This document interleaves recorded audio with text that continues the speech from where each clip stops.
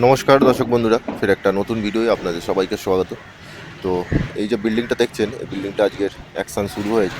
বিল্ডিংটাকে ভাঙা হচ্ছে অবৈধ বিল্ডিং। আর বিল্ডিংটি আছে আপনার রাজাবাজার নারকেলডাঙ্গা, এই ক্যানেল ইস্ট খালধারে। এই যে বিল্ডিংটা দেখছেন, এই বিল্ডিংটা একটা স্কুলের পাশে তৈরি হয়েছে। আর বিল্ডিংটা আগে তৈরি হয়েছে আগের সরকারের আমলে, টিএমসি সরকারের আমলে। আর 3 মাসের মধ্যে এই বিল্ডিংটাকে বানানো হয়েছে। তো বিল্ডিংটা পুরোপুরি কমপ্লিট হতে পারেনি, তার আগেই সরকার চেঞ্জ হয়ে গেছে। আর সরকার চেঞ্জ হতেই দেখুন ফুল অ্যাকশান শুরু হয়ে গেছে বিল্ডিংটাকে ভাঙার। ধুমধাম হাতুড়ি চলছে, যেহেতু এখানে জেসিবি কিংবা বুলডোজার এসব ঢোকার কোনো জায়গা নেই, যার কারণে হাম্মর দিয়েই ভাঙা হচ্ছে।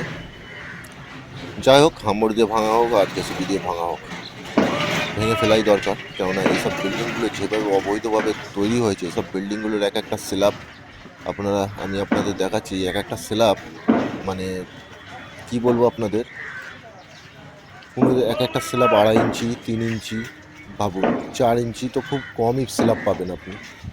মানে কোনো একটা জায়গায় সমানভাবে স্ল্যাব নেই। আর এইসব যে বাউন্ডারি ওয়ালগুলো দিয়েছে দেখুন, ছাদের একদম কান নিচে দিয়েছে, যখন তখন দুর্ঘটনা ঘটতে পারে এইসব বাউন্ডারিগুলো যদি কোনো সময় ভেঙে পড়ে। আশপাশে সব চারিদিকে টালির বাড়ি। আর এটা স্কুলের পাশেই হচ্ছে, এখানে একটা স্কুল আছে বাইতুল মাল। আমি আগে একটা ভিডিও বানিয়েছিলাম, যেখানে জাতীয় সঙ্গীত গাওয়া হয় না, যে স্কুলে সরকারি স্কুল কিন্তু জাতীয় সঙ্গীত গাওয়া হয় না, তার পাশেই এই বিল্ডিংটা পুরোপুরি অবৈধভাবে তৈরি হয়েছে।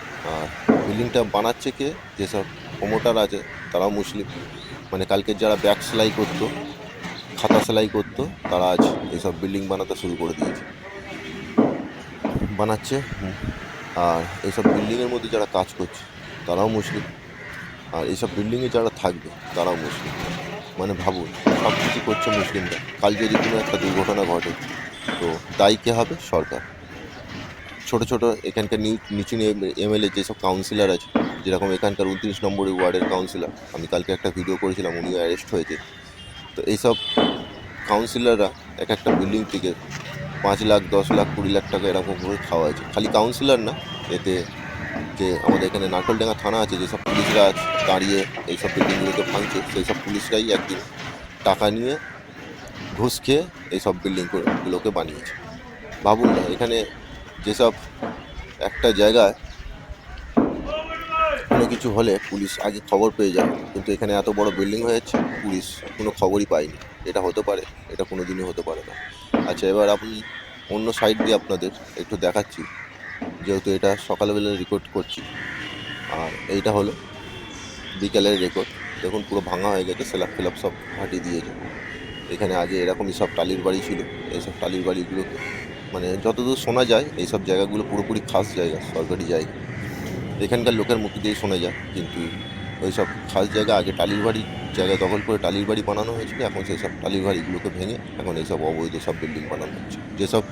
এইসব বিল্ডিংয়ের এই মানে জমির সব কোনো কাগজপত্র কিছুই নেই, যার কারণে এইসব অবৈধভাবে বানানো হচ্ছে।